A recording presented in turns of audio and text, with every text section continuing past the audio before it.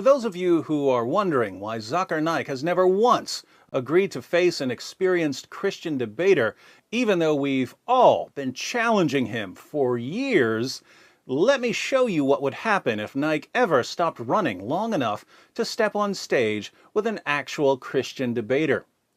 Naik's favorite argument is the sign of Jonah argument he mindlessly copied from Ahmad Deebat. And that book of Jonah is one page. Book of Jonah less than 2 pages. When they threw Jonah overboard, was he dead or was he alive? When Jonah was thrown overboard, was he dead or alive? The storm subsides and a fish comes and gobbles him up. A fish comes and gobbles him up. Dead or alive? When the fish swallows him up, was Jonah dead or alive? On the third day, the fish vomits him on the seashore. Dead or alive? The fish vomits him out. Jonah comes onto the shore. Was he dead or alive? If he died, no miracle. If he dies, no miracle. Alive, alive, alive, alive. Alive, alive, alive, alive, alive. So it's a miracle of a miracle of a miracle. Miracle of a miracle of a miracle of a miracle.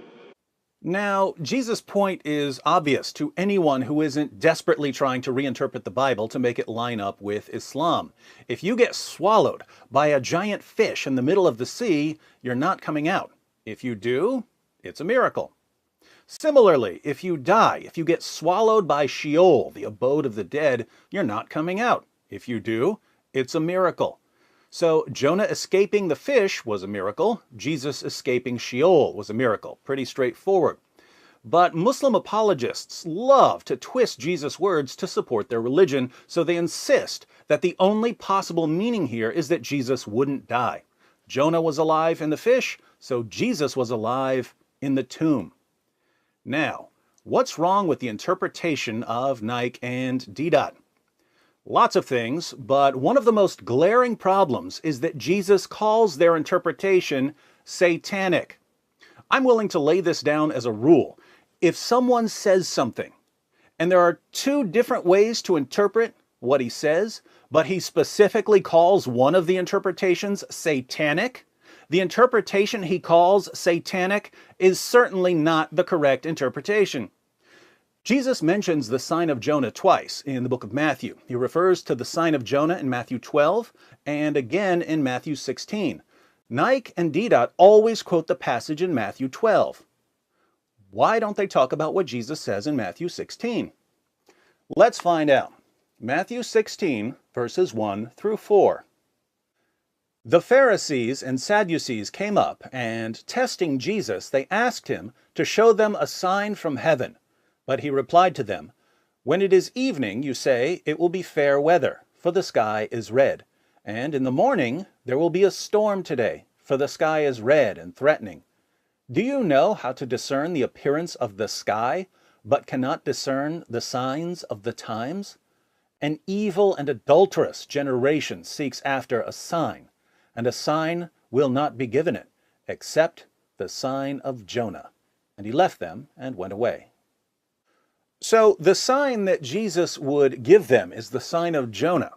What is the sign of Jonah, according to Zakir Naik and Ahmad Deebat? Muslim apologists want us to believe that Jesus was telling the Pharisees and the Sadducees that he would survive crucifixion, be placed in the tomb alive, and then come out of the tomb alive. Let's read some more. Same chapter, verses 13 through 17. Now, when Jesus came into the district of Caesarea Philippi, he was asking his disciples, "Who do the people say that the Son of Man is?" Jesus' favorite title for himself was the Son of Man. And they said, "Some say John the Baptist, and others Elijah, but still others Jeremiah, or one of the prophets." He said to them, "But who do you say that I am?" Simon Peter answered, "You are the Christ, the Son of the living God." And Jesus said to him, "Blessed are you, Simon Bar-Jonah, because flesh and blood did not reveal this to you, but my Father who is in heaven." Notice, Jesus asks his disciples, "Who do you say that I am?" Peter answers, "You are the Christ, the Son of the living God." If Jesus were a Muslim prophet, this would have been a really good time to say, "Whoa, what's wrong with you, Peter? Why did you just call me the Son of the living God? Don't you know that God can't have a son because he has no wife?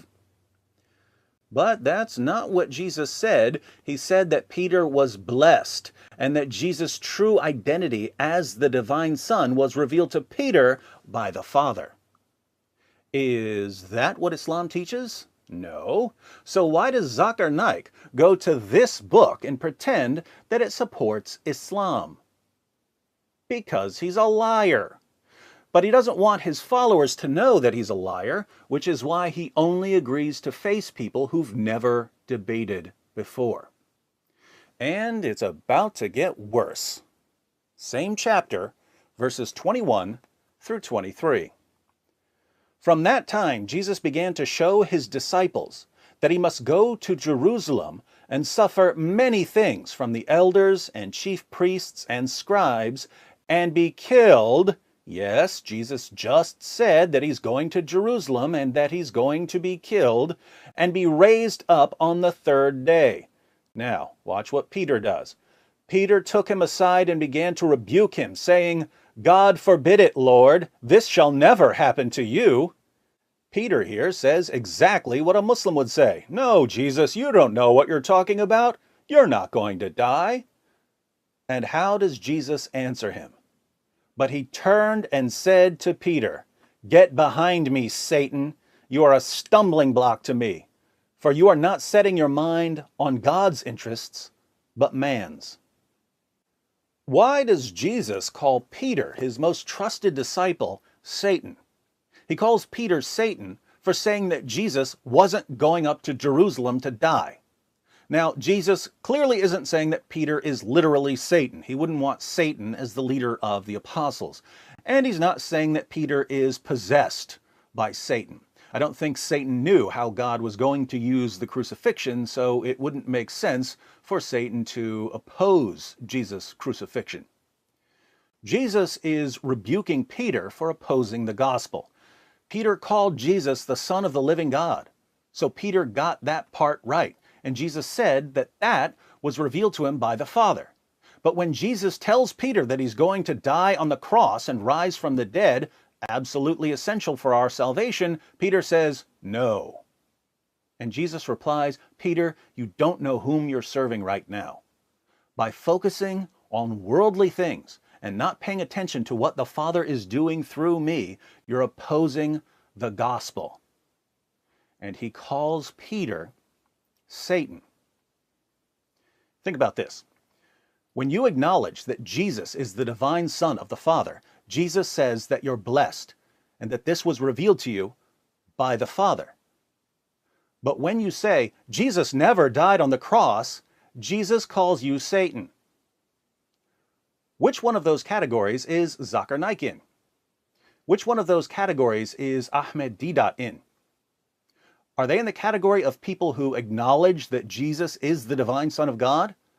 Or are they in the category of people who oppose Jesus' death on the cross? They're in the category of people who oppose Jesus' death on the cross. And what does Jesus call them? What was the name he gave for people like that?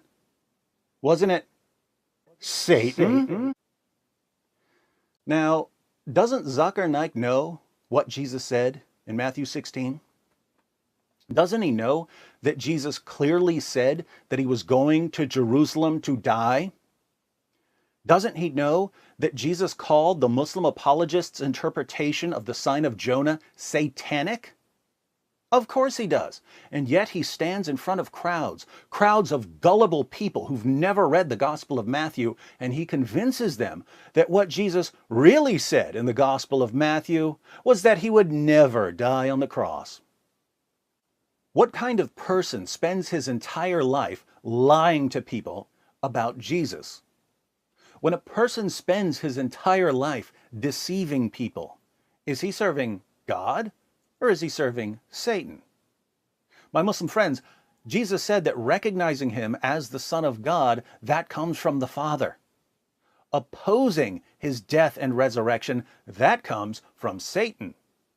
So if your religion is dedicated to denying what comes from the Father and supporting and upholding what comes from Satan, what would Jesus call your religion?